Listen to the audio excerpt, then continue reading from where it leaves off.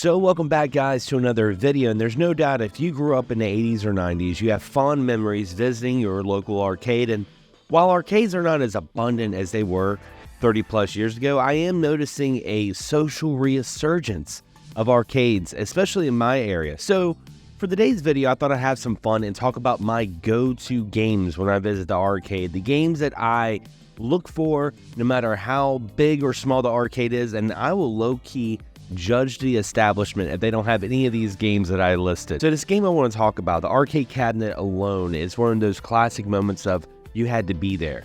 I'm talking about the Ninja Warriors. I remember seeing this back in '92 in this like mini golf course area in my town, and what a marvel to behold, because this was a different kind of arcade cabinet because it was 3 arcade monitors sandwiched together to create this widescreen aspect ratio.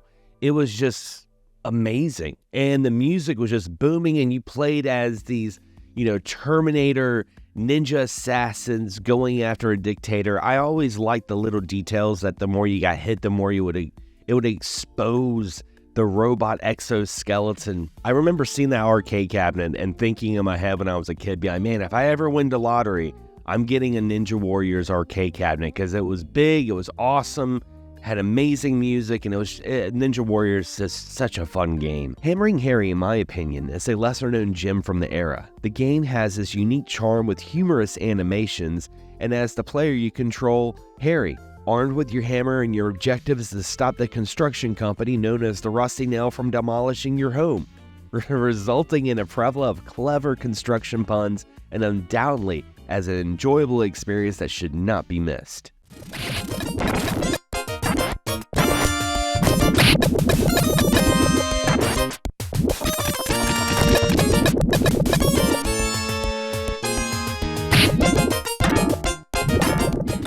When talking about the Willow, most gamers recall the NES port, influenced by the Legend of Zelda series. However, Capcom showcased their new CPS-1 board with an arcade version of Willow. This run-and-gun hack-and-slash game rivals classics like Mega Man, the Ghouls and Ghosts series, and in some levels you play as Willow, charging up your blast akin to the Blue Bomber, or as Mad Gardigan, using his sword with an almost Strider-style gameplay. The game features wonderful sprite work, snappy controls, and collecting coins from fallen foes can be used to purchase power-ups, which is necessary, because as much as I adore this game, it's a coin eater. Nevertheless, it's incredibly fun.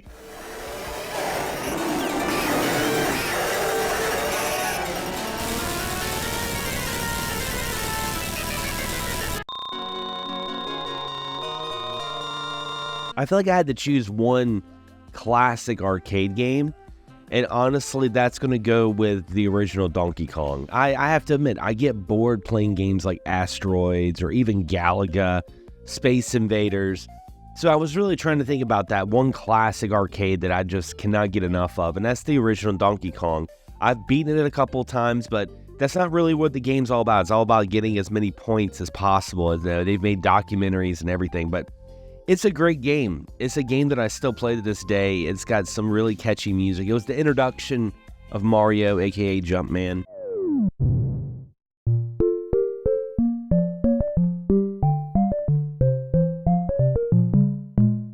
Sega AM2 was truly exceptional when it came to racing games, and that alone could be a subject for an entirely other video. However, my personal favorite is Super Hang-On. I have to give credit to the arcade. They happen to have the game with the full-size motorcycle setup, because the blast processing was truly remarkable in this game, and generally felt like you were racing across an entire country going 300 miles per hour. When it comes to arcades, a Neo Geo cabinet is a must-have, and what better choice than Metal Slug?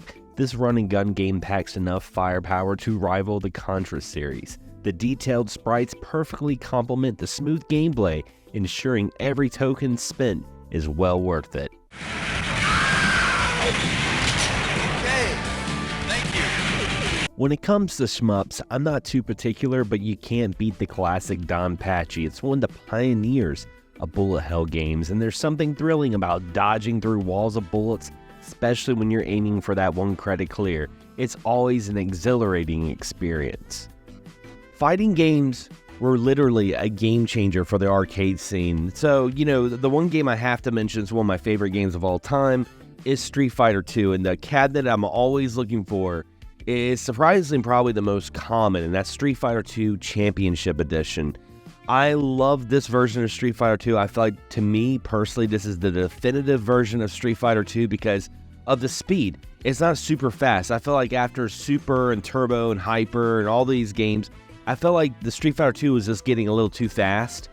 And it was getting to the point where I was like playing the game in fast forward, where I feel like Championship Edition has the perfect blend, especially if you're playing with someone who's like a really good Street Fighter 2 player, because when you're playing a really good game of Street Fighter 2, it's almost like a game of chess. And of course, I can't mention Street Fighter 2 without mentioning Mortal Kombat. And which Mortal Kombat? Of course, my favorite Mortal Kombat 2. And can I just say the arcade cabinet, the Mortal Kombat 2, is worth noting because it is a bassy, loud, heavy cabinet. And you know, I remember when Street Fighter 2 initially came out, it was at a after-school program that I went to as a kid. They had a couple of arcade cabinets, and they had Mortal Kombat 2. They didn't have it up long because kids were playing more Mortal Kombat 2 than they were playing basketball. But, you know, the finishing moves were just the making of urban legends. Like when you go online and you hear all these video game rumors, I feel like that all started with the Mortal Kombat fatalities, because you would have some friends that knew all the fatalities. You had some people that were BSing. Then you had some people that would perform the fatalities and throw their jackets or like cover up their hands. They kept that combination, that button combination in secret. And for that alone, I love playing Mortal Kombat 2. It's a nostalgic trip, and it's one of my favorite fighting games. While it's debatable, TMNT Turtles in Time is a superior game, it's the original TMNT arcade game that really holds a special place in my heart, invoking a strong nostalgia for my childhood. There were times when I didn't even have the money growing up, but I would simply look at the screen and it would fill me with the same excitement as watching the classic cartoon. I definitely feel like you have to have at least one light gun game as well as a racing game in your arcade, just to make it all, you know, come together. And there are so many great light gun games, but the one that really sticks in my mind is Area 51. When I played Area 51, it was in a Walmart. It was in a concession area back when they sold food, and I remember seeing that one scene of the guy telling me, "Come on, stay low."